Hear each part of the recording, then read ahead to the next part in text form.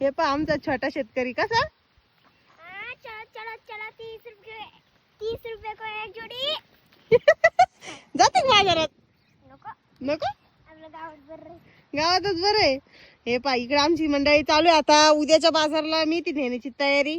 हे पा आम्ही इथं उपटून देतोय, ऊन पडायला लागलेलं आहे त्याच्यामुळं सगळी मेथी जी आहे ती उपटलेली घरी घेऊन जातोय जुड्या बांधायला.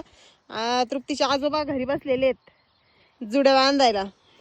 आता मी पण उपटू लागणार नाही तर काही मंडळी म्हणशील काय नुसती व्हिडिओ बनवती, अगं तू पण काम करू लाग. मी पण कामच करू लागते दादा. पण एक कमेंट होती ना, काय काय गड्या ही नुसते व्हिडिओ काढत राहती ही ते जळगाव भाषेमध्ये कमेंट होती. काय ते आठवणच मला ती पाहावं लागेल. नुसती काम नाही करीत काय नाही तसं नाही मंडळी, मी पण काम करते. वाढवला काहीतरी म्हणते, वाढवला. हा का मला नाही माहिती, जाऊ द्या. वाढवलाय ना एक शब्द आहे. मी ना काम करता करता कसं मध्ये विरंगुळा म्हणून बरं वाटतं जरा मनाला, मंडळीला पण दाखवता येतं. पण काम करता करता व्हिडिओ कसा काढायचा ना म्हणून मग हे बाकीचे काम करताना दाखवते. आता कसं आहे मी जर यांना म्हणलं तुम्ही मोबाईल धरा तर ते मध्ये डिस्टर्ब होऊन जाईल ना त्यांच्या कामात, त्याच्यामुळं ऐका नाही हो.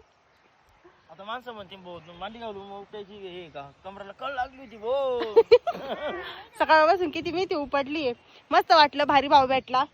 सरासरी आता बरेच जण म्हणते उक्ती द्यायला नव्हती पाहिजे, पण मी हात विक्रीने 30 रुपये जोडीने विकत होते आणि उक्त मागणाऱ्याने आधी 20 रुपयापासून सुरुवात केली होती. पण मी काय मेथी जोडी दिली नाही.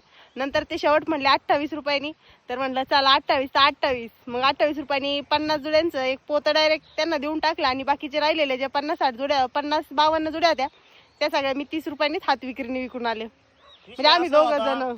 आम्हाला आज गणपती बाप्पामुळे ना सगळं नियोजन हे होईल होतं ना. गणपती आम्हाला असं वाटलं नव्हतं का जागा भेटन, भाजी विकली जाईन नाही जाईन. एक तर 100 जुड्या उपटून तर बसलेलो होतो बांधून बिंदून सगळं. आणि त्याच्यात रस्त्यानं जाताना रस्त्याला एकही गाडी गाड्याच दिसणार नाही. म्हणलं आता आज काय बाजारात गर्दी दिसत नाही कारण सगळ्यांच्या घरी गणपती बाप्पांचं आगमन होणार आहे, तर प्रत्येक जण तयारीत आहे.